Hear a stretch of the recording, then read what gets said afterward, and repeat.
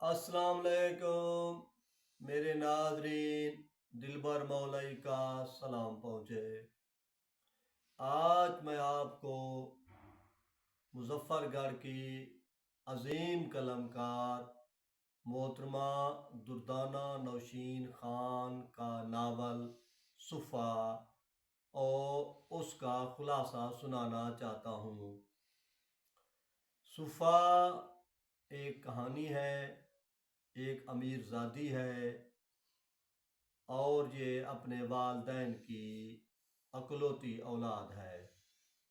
بخاری خاندان سے اس کا تعلق ہے۔ یہ اس کو ناز و نعم سے پالتے ہیں اور اس کی تعلیم کا بندوبست کرتے ہیں۔ یہ بچی BA کر لیتی ہے اور اس دوران کسی تقریب میں ایک دوسرے امیر زادے مل مالک صاحب دولت کے نوجوان واصف چودھری سے ان کا تعارف ہو جاتا ہے۔ PT سیل نمبروں کا زمانہ تھا۔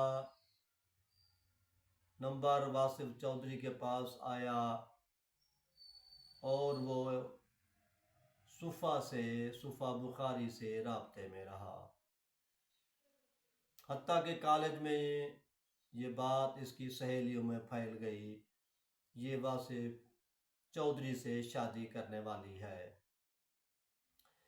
تو جب ان کے باتیں ان کی سہیلیوں میں زیادہ پھیلنے لگی تو نوخیز جوانی تھی، رومانیت عروج پر تھی، تو اس نوجوان لڑکی نے دل میں سوچا کہ میں اب اپنی زندگی کا بہترین فیصلہ کر لوں، لہذا اس سے قبل میں اس کا مکان اور اس بندے کی شخصیت کو پرکھ لوں۔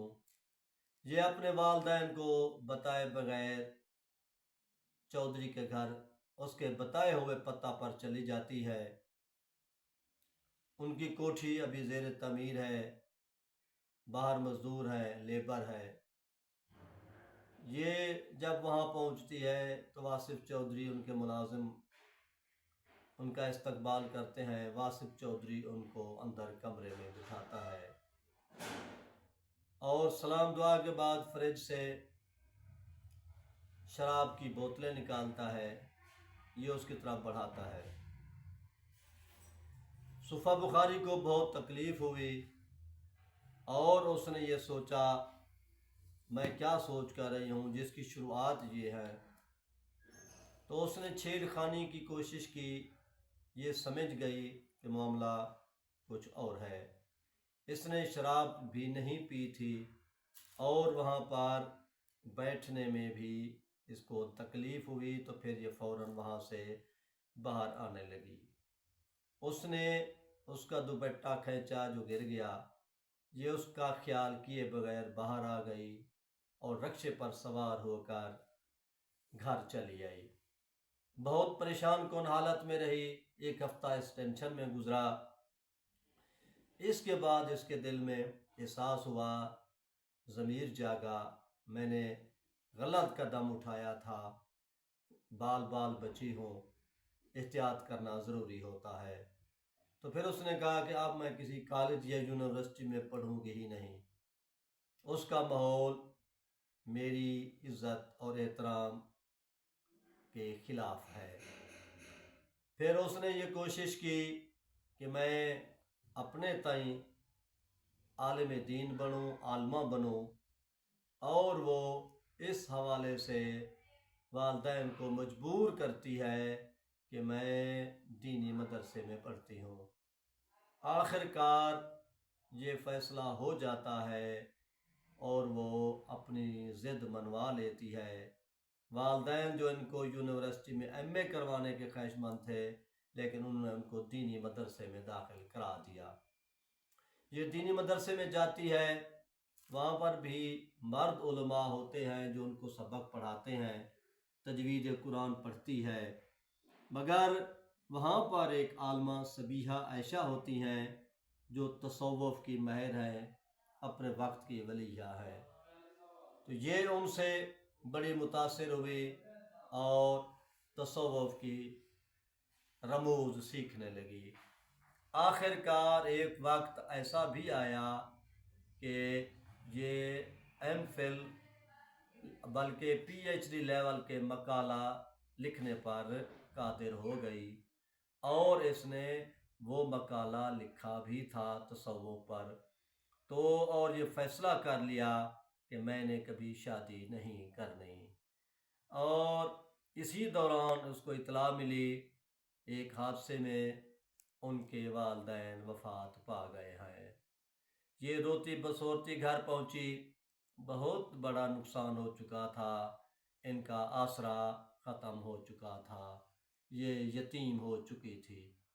آخر کار اس نے سبیحہ عائشہ سے مشورہ کیا، اس نے تصوف کی باتیں کیں، یہ حوصلے میں آ گئی اور بقیہ زندگی اپنی بخاری حویلی میں ہی گزار دی بغیر شادی کے۔ ان کے نوکر چاکر، زمینیں جائیدادیں بہت زیادہ تھیں۔ پھر اس نے صوفہ مسجد کا قیام کیا، صوفہ ٹرسٹ بنایا، یتیموں اور غریبوں کے لیے اس کاموں میں مصروف ہو گئی، اور جو گھر والے کام تھے وہ اس نے مسجد، قرآن، تسبیح، وظائف تک اپنے آپ کو محدود کر لیا۔ ان کی ایک نوکرانی شبانہ تھی جس کی جوانی میں شادی ہوئی، مگر اس کو بھی طلاق مل گئی، اس نے بھی یہاں پر پناہ لی، یہ بھی بے اولاد تھی۔ اس کی اور ایک سہیلی بھی تھی جو جرمنی میں رہتی تھی، لیکن وہ امیر ملوں کی مالک بادشاہ دولت مند تھی، لیکن اس دولت کے نتیجے میں جو پورا دنیا جہان پھر چکی تھی، لیکن اس کے شوہر نے جب دوسری شادی کی تو اس کو ایک بچہ عبداللہ نامی موجود تھا، یہ بھی ان سے غصے میں طلاق لے کر واپس پاکستان وطن آ گئی، اور اس نے بھی بخاری صوفہ صحابہ سے رابطہ کیا اور ان سے پناہ مانگی، اور یہ بھی یہاں کی ہو کر رہ گئی۔ یہ سلسلہ اسی طرح ان کا چلتا رہا اور یہ سب سماجی کاموں میں کام کرتے رہی۔ آخر کار وہ جو جرمنی کی ایک مغرب زدہ عورت تھی، اس نے بھی دین اور شریعت اور صوفہ بخاری کی تربیت سے یہ تینوں صوفیہ بن گئیں، شبانہ بھی اور یہ بھی۔